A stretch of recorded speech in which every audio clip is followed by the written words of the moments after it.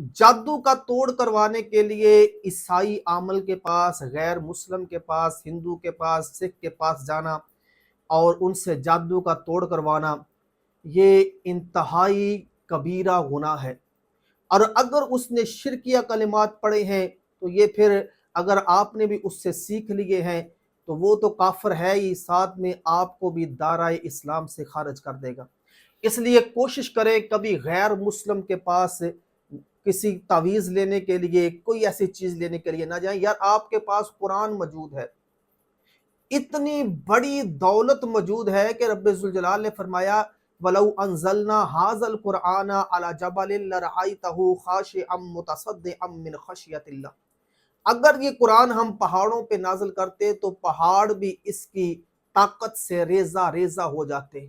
ये तो पहाड़ कुरान नहीं उठा सकते, तो आपको अल्लाह पाक ने इतना बड़ा इनाम दिया है, फिर भी आप गैर मुस्लिमों के पास, काफिरों के पास इलाज करवाने के लिए जाएं।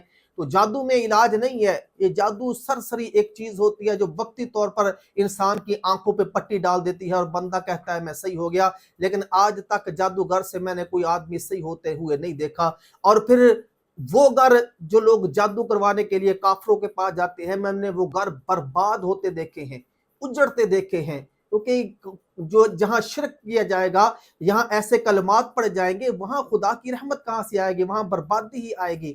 जादू बर्बादी का नाम है, आबादी का नाम नहीं, क्योंकि शैतान किसी को आबाद कर सकता है भला, या शैतान किसी के घर में बरकतें डाल सकता है भला माज़अल्लाह।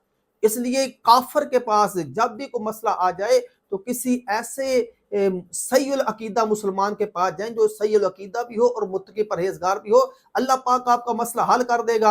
किसी काफिर के पास, ईसाई आमल के पास हरगज ना जाएं, वरना ईमान, खुदा न खास्ता, ईमान से बड़ी कोई चीज नहीं है, ईमान से बड़ी कोई नेमत नहीं है। तो अगर उसके कलमात शिरक ने आपको ईमान से भी निकाल दिया तो फिर क्या करोगे। इसलिए कभी काफिर के पास, ईसाई के पास ना जाएं, आप कुरान से रहनुमाई हासिल करें।